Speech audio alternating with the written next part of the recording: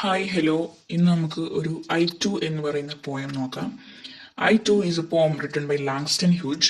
Langston Hughes ഒരു African American പോയറ്റാണ്, social activist ആണ്, നോവലിസ്റ്റ് ആണ്. അദ്ദേഹത്തിന്റെ പോയമിൽ നമുക്ക് മെയിനായിട്ട് കാണാൻ പറ്റുന്ന തീംസ് എന്ന് പറയുന്നത് ബ്ലാക്ക് ഐഡന്റിറ്റി, ബ്ലാക്ക് കൾച്ചർ. അദ്ദേഹം ബ്ലാക്ക് ആൻഡ് വൈറ്റ് ഡിസ്ക്രിമിനേഷനെതിരായിട്ട് നല്ല രീതിയിൽ വോയിസ് ഉയർത്തിയ ഒരു പോയറ്റാണ്. അദ്ദേഹം അമേരിക്കയിലെ ഹാർലം റിനസൻസ് എന്ന് പറയുന്ന ഒരു മൂവ്മെന്റ് ഉണ്ട്. ഹാർലം റിനസൻസ് എന്ന് പറയുന്ന മൂവ്മെന്റ് ഉണ്ട്, അതിൽപ്പെട്ട ഒരു വ്യക്തിയും കൂടിയാണ്. അപ്പൊ എന്താണ് ഹാർലം റിനസൻസ് എന്ന് നമുക്ക് നോക്കാം.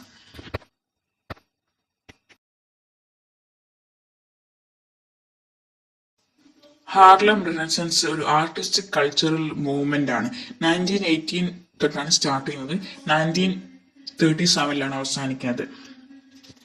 അതായത് കുറച്ച് റൈറ്റേഴ്സ്, പോയറ്റ്, അതുപോലെ തന്നെ ഓതേഴ്സ്, പെയിന്റേഴ്സ്, അങ്ങനെ പല ഫീൽഡിലുള്ള ആൾക്കാർ African American black and white discrimination എതിരായിട്ട് പ്രവർത്തിച്ച ഒരു മൂവ്മെന്റ് ആണ് ഹാർലം റെനസൻസ് എന്ന് പറയുന്നത്.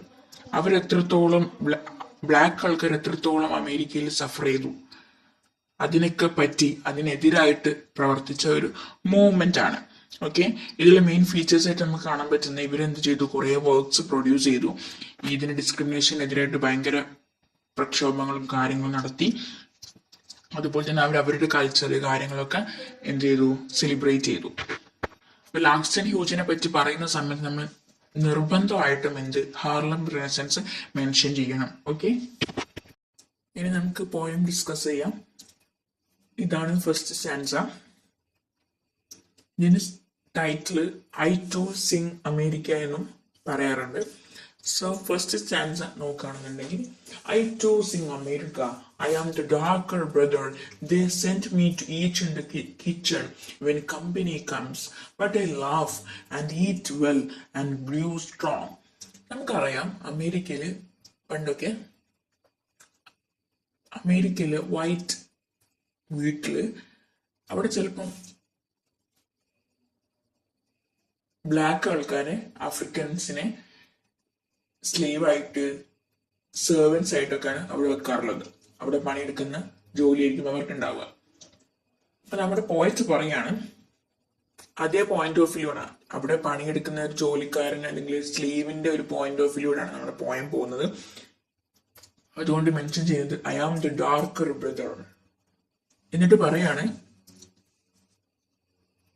വൈറ്റ് ആൾക്കാരുടെ കമ്പനിക്കാർ, ഫ്രണ്ട്സോ ആരെങ്കിലും വരുന്ന സമയത്ത് എന്നോട് പറയും ഈറ്റ് ഇൻ ദ കിച്ചൺ, കിച്ചണിൽ പോയിട്ട് ഭക്ഷണം കഴിക്കുന്ന പറയും. പക്ഷേ അവരങ്ങനെ പറഞ്ഞിട്ട് ഞാൻ അവിടെ പോയിട്ട് വിഷമിച്ചിരിക്കുകയും മൂഡ് ഓഫ് ആയിരിക്കുകയോ ഒന്നും ചെയ്തിട്ടില്ല. നേരെ മറിച്ച് but I laugh and eat well and grow strong.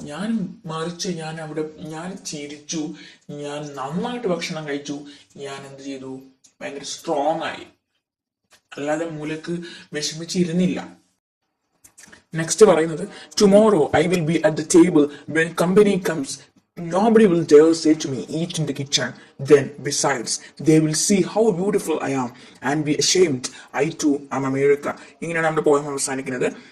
നമ്മൾ പറയാറില്ലേ, നാളാന്ന് പറയുന്ന ദിവസം ഉണ്ടെങ്കിൽ ഞാൻ അവിടെ എത്തിയിരിക്കും എന്നൊക്കെ പറയാറില്ലേ, അതുപോലെ നാളാന്ന് പറയുന്ന ദിവസം ഉണ്ടെങ്കിൽ ഒരു പ്രതീക്ഷയാണ്, ഞാൻ ആ ടാബിളിൽ ഇരിക്കും, ഞാനായിരിക്കും ആ ടാബിളിൽ ഉണ്ടാവുക.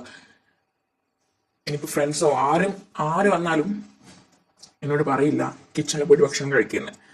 എന്നിട്ട് അവർ പറയും ഹൗ ബ്യൂട്ടിഫുൾ ഐ ആം എന്ന് പറയും. ഇങ്ങനെയാണ് നമ്മുടെ പോയം അവസാനിക്കുന്നത്. ഒരു പ്രതീക്ഷയോട് കൂടിയാണ്. നാളുകളിൽ എല്ലാം മാറി മറിയും, ഞങ്ങൾക്കും വൈറ്റ് ആൾക്കാർ പോലെയുള്ള അവകാശങ്ങൾ ഞങ്ങൾക്കും ഉണ്ട് എന്ന് പറയുന്ന ഒരു പോയാണ്. ഇതൊരു ആന്റി ഡിസ്ക്രിമിനേറ്റ് പോയാണ്, ഡിസ്ക്രിമിനേഷനെതിരായിട്ടുള്ള ഒരു പോയാണ്. ഇതിലൂടെ നമുക്ക് കാണാൻ പറ്റും വൈറ്റ് ആൾക്കാർ ബ്ലാക്ക് പീപ്പിളിനെ എങ്ങനെയാണ് കണ്ടിരുന്നത്. അമേരിക്കയിൽ ആ സമയത്ത് വൈറ്റ് ആൾക്കാർ എപ്പോഴും സുപ്പീരിയർ ആയിരിക്കും, അതേസമയം ബ്ലാക്ക് ആൾക്കാർ എപ്പോഴും ഒരു സ്കിൻ കളർ വ്യത്യാസം കൊണ്ട് അവർ വേർതിരിച്ച് കണ്ടു. നമ്മുടെ പോയിന്റ് ഇതൊന്നും പേഴ്സണലി എടുക്കുന്നില്ല. അവരെന്ത് ചെയ്യുന്നു, ഭയങ്കര സ്ട്രോങ് ആവുന്നു, നന്നായിട്ട് ഭക്ഷണം കഴിക്കുന്നു, നന്നായിട്ട് വളരുന്നു. നമ്മുടെ പോയിന്റ് വിശ്വസിക്കാൻ ഈ സ്ലേവറി, അടിമത്തം എന്ന് പറയുന്ന സാധനമൊക്കെ ഒരിക്കലും അത് ഇല്ലാതാവും.